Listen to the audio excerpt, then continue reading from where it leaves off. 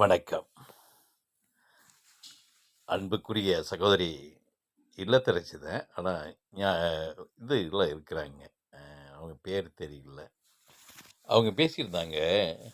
இந்த சிற்றின்ப பேரின்பத்தை உண்டாக்கும்ண்டு. அத முடிக்கல. யூடியூப்ல பேசியிருந்தாங்க. சிற்றின்பம் ரைட்டு தான். அது ஒரு இன்பம் தான். அது பேரின்பத்தை உண்டாக்கும் அப்படின்ட்டு அதுக்கு அந்த தலைப்பை கொடுத்து போய் வச்சிருந்தாங்க. சிற்றின்பம்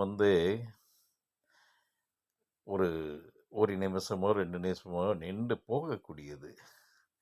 ஆனால் பேரின்பம் பேரின்ப நின்று அந்த ஜீவனை, அந்த ஆன்மாவை வழி நடத்தக்கூடியது. பேரின்பத்தோட தண்ணீர் கலக்கும் தாமரை போலானது பேரின்பம். ஆனால் சிற்றின்பம் அப்படி இல்லை.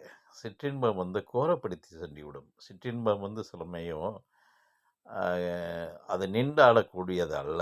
நிற்கக்கூடாதது. இறைவன் பகவான் அதுக்காகத்தான் பிரபஞ்சம் நம்மளுக்கு சிற்றின்பத்தை சிறிய டைம் கொடுத்து ஒதுக்கியிருக்கு.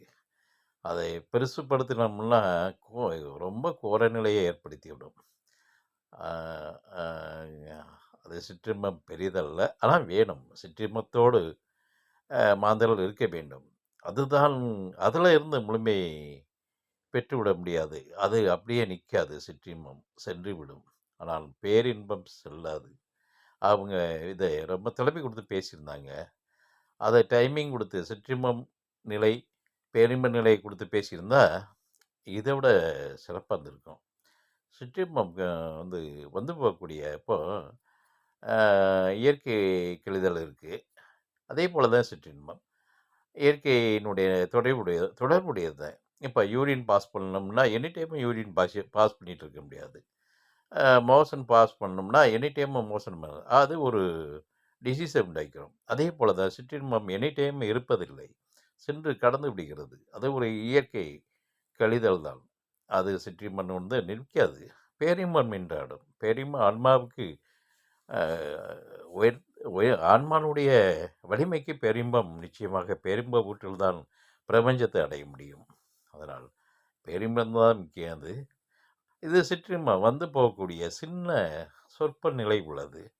ஆனால் அதையே பெருசுப்படுத்தி அதை நிப்பாட்டி பார்க்கும்போது தான் சில சமயம் காம பிசகெல்லாம் ஏற்படும். அதுக்கு சிற்றின்பத்தை கடந்து தான் நிற்க வேண்டும். கடந்து நிற்கிறத விட கடந்து போய்கிட்டே இருக்கும் அது. அதை நம்ம பிடிச்சாலும் கூடாது, பிடிச்சாலும் முடியாது. ஆனால் பேரின்பத்தினுடைய நிலை நம்ம தொடர்புலேயே இருக்கும். நம்ம ஜீவனிலேயே இருக்கும், ஆன்மாவிலேயே இருக்கும்.